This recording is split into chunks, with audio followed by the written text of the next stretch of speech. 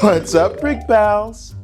Writing an email, a memorandum, or agenda items for a corporate meeting might seem simple enough, but make a hash of the job, you might find yourself devalued, demoted, or worse yet, dismissed from your place of employment completely. How you arrange what you have to say may vary from rhetorical situation to rhetorical situation, but there are still some general tips you can apply to make your prose itself more appealing. And we're going to cover 5 of them. Attend and learn, dear friends. Your Square Esquire and lovable prig is giving all manner of writers, rewriters, and speakers tips and tidbits and the lexical tools of their trade, the better that they might be able to distinguish themselves as careful users of the language and take their communication skills from enough to effective. I release videos every other Thursday, so make sure to hit that subscribe button and turn on your notifications so you don't miss a chance to learn the best ways with words. With that said, let's get underway. Tip number 1, don't neglect those prepositions. It was a neat and necessary innovation when we first determined that nouns could be made to serve as adjectives, that the failure of a project could be more economically termed a project failure. But once the trick took hold, it wasn't long before we started writing and reading about computer systems online reliability analysis, price point competitive advantage differential assessments, and optimum executive readability reduction potential. Now, I think as a starting point, we can each of us agree that these aren't just examples of bad business English. These are examples of bad English in general. So why? None of the words in themselves seem all that unfamiliar. Thus, it has to be these adjectival nouns piled one on top of the other. The relationships between the modifiers is unclear. Ernest Gowers, in The Complete Plain Words, traces the rhetorical disease to the style in which headlines are written for print media. And indeed, if you read such headlines as DeSantis defends math textbook rejection as Dems seek proof of critical race theory lessons with enough frequency, you're going to come down with it.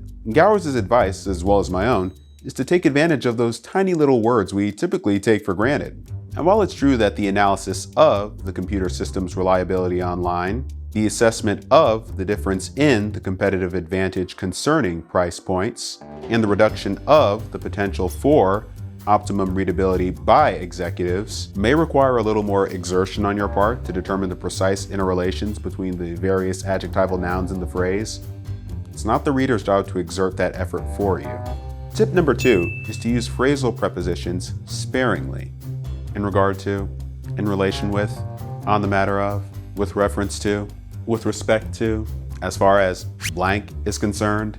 All fancy schmancy sounding phrasal prepositions meant to lend weight to your words, but instead, weary your reader. Before reaching for one of those, it's worth asking whether a simple preposition such as of, on, for, about, or to would more accurately and precisely convey your message.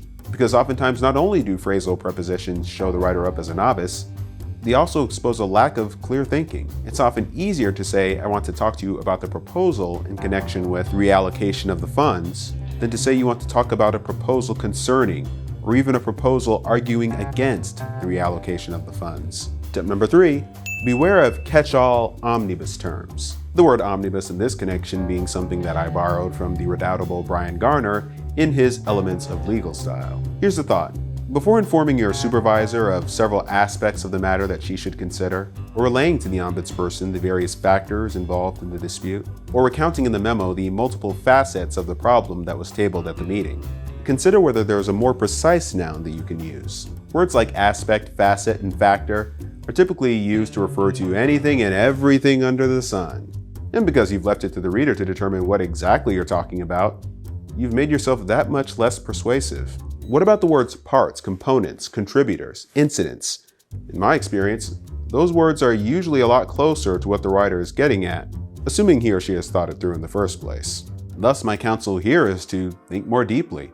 Instead of talking about the factors that have to be weighed before the construction project can be undertaken, try swapping factors for stakeholders, effects, or whatever you mean exactly. Your reader will thank you for it. Tip number 4, toss out those tired business cliches. It sounds counterintuitive, right? But for today's purposes, I do in fact have, well, 4 on my hit list, as per our previous discussion. The problem? Per, which means in accordance with, is more than capable of carrying its own weight without as. Maybe that's why Maurice Wessine, as early as 1928 in his Crowell's Dictionary of English Grammar, called it an inexcusable hybrid. And Eric Partridge, later on in his 1942 Usage and Abusage, called it horrible commercialese. Ongoing. Kenneth Hudson, in his Dictionary of Diseased English, describes it as, and I'm paraphrasing here, an unnecessary substitute for words like continuous and continuing. And or. Sorry to burst your bubble, but not only is this combination ugly and out of place in all but the most legal and formal contexts, but 9 times out of 10, you can get along just fine with either one or the other. If I'm at a theme park and my date tells me we can ride the Ferris wheel or hit the go-kart track, there's nothing in that statement that suggests I can't choose both. I was unable to attend the meeting as I had a higher workload than I had anticipated. H.W. Fowler and F.G. Fowler, in their guide The King's English, believed that the word as was too weak a conjunction to introduce a subordinate clause that wasn't so subordinate in sense, i.e., in the previous example sentence, the clause introduced by as purports to state a new fact. Unlike, I can't help you with your tech issue, as I'm not a computer expert, in which the subordinate clause introduces, presumably, a fact that's obvious and previously known.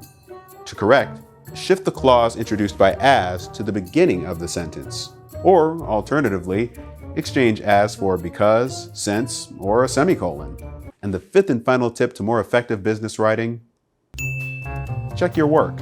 I actually had a professor in college who instructed us that we should write every email as though our lives depend on it. A little extreme perhaps, but you really should read over your work to make sure you haven't mispunctuated, that you haven't doubled any words, that you haven't mixed up your homonyms, because those tiny mistakes can really hurt your credibility.